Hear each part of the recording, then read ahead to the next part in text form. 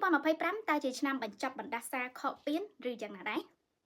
ជំរាបសួរខ្ញុំកូនបាននេះជួបខ្ញុំមកចាស់នៅក្នុងវីដេអូថ្មី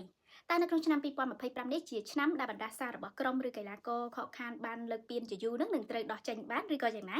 ចាខ្ញុំលើកឡើងនៅចម្ងល់បែបនេះព្រោះថានៅអ៊ីតាលីក្រុមបូឡូញ៉ាដែលខកខានលើកពានកូប៉ាអ៊ីតាលីរយៈពេលជាង5ទសវត្សរ៍ហ្នឹងទើបតែបានក្លាយជាជើងឯកនៅយប់មិញនេះក្រោយពីបានយកឈ្នះទៅលើ AC Milan នៅវគ្គផ្ដាច់ព្រាត់ដែលនេះគឺជាកំណត់ត្រាដ៏ពិសេសមួយចាបូឡូញ៉ាបានឈ្នះពានកូប៉ាអ៊ីតាលីលើកចុងក្រោយតាំងពីឆ្នាំ1974ដូច្នេះមានន័យថារងចាំរហូតដល់51ឆ្នាំទើបអាចលើកពានកូប៉ាអ៊ីតាលីម្ដងទៀត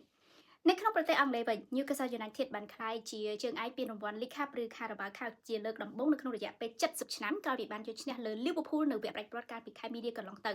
ចា Newcastle បានលើកពានលើកចុងក្រោយតាំងពីឆ្នាំ1955ដោយកាលនោះគឺជាពានរង្វាន់ FA Cup ហើយតាំងពីនោះមកគឺអត់ដែលបានឈ្នះពាននោះទេ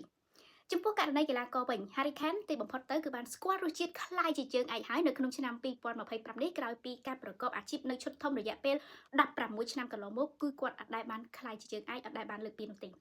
ចាទាំងនេះគឺជារឿងដែលធ្វើឲ្យមានការទន្ទឹងមើលទៀតថាតើក្រុមដែលខកខានលើកពានរយៈពេលយូរឬក៏ក្រុមដែលមិនទាន់បានលើកពានដែលក្រុមរបស់ខ្លួនចង់បានហ្នឹងអាចនឹងសម្រេចជោគជ័យនៅក្នុងឆ្នាំ2025នេះឬក៏អត់ PSG ដែលសន្សំចិត្តចង់បានពាន Champions League ជាយូរមកហើយហ្នឹងថាតើនឹងអាចចារប្រវត្តិសាស្ត្រថ្មីនៅក្នុងឆ្នាំ2025នេះឬក៏អត់ខណៈដែលក្រុមនឹងត្រូវឡើងទៅប្រកួតវគ្គផ្ដាច់ព្រាត់ជាមួយ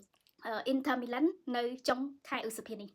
ចំណែក Tottenham Hotspur ដែលខកខានបានលើកពានរយៈពេល17ឆ្នាំកន្លងមកតែអាចដោះបណ្ដាសាចេញនៅក្នុងឆ្នាំនេះឬក៏អត់ចា Spurs បានលើកពានលើកចុងក្រោយនោះតាំងពីឆ្នាំ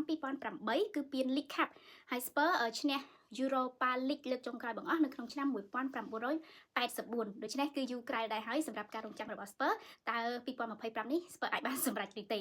អរគុណច្រើនជើងជួបគ្នាបន្តនៅក្នុងវីដេអូក្រោយសូមជម្រាបលា